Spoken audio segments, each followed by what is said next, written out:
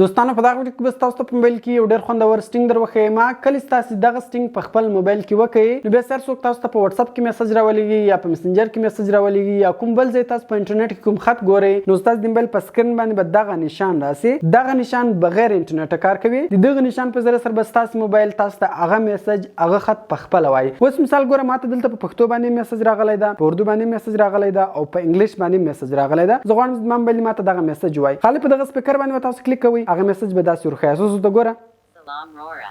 څنګه یې جوړ یې پاکر یې جواب راکړه نو ګور دوستان تاسو وکتل وز راځم دغه اردو میسج پلی کوم میرا میسج کا جواب دے دو په دغه سپیکر به کلیک کوئ هغه میسج داسې وروخیاست میرا میسج کا جواب دے دو اوکې نو دغه رقم انګلیش میسج هم دغه ده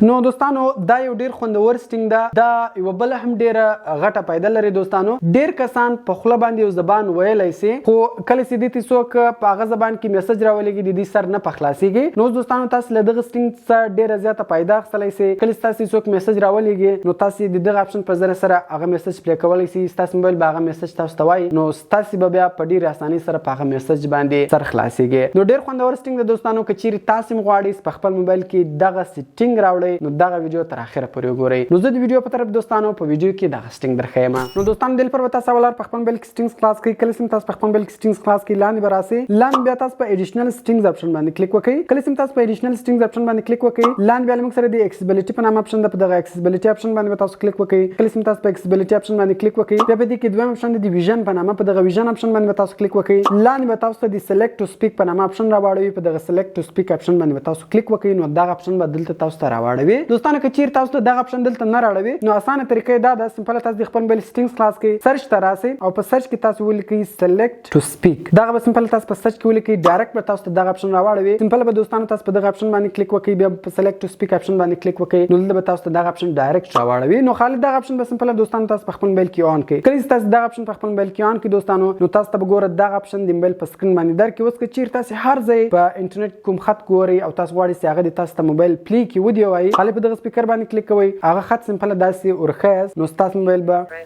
هغه خط ګور تاسو ته وایي که په فیسبوک کې که هر ځای نو دغه رقم ګور اوس دغه خط ته مثال زه غواړم د ماته وایي خالي د رقم سلیکټ کړئ نو تاسو موبایل به هغه ټیکس میسج تاسو ته وایي نو دغه رقم دوستانو دغه تاسو ته اردو هم وایي زه راځم دا ما سټاپ کړئ لاندې رالم دلته اردو ټیکس پیدا کوم اردو ټیکس اوس مثال دا اردو ټیکس ته زه غواړم چې دغه د ماته موبایل وایي نو خالي په دغه اپشن باندې کلیک کوئ د ګور دا وروخیست حوصله نہیں رکنا محال کر دیا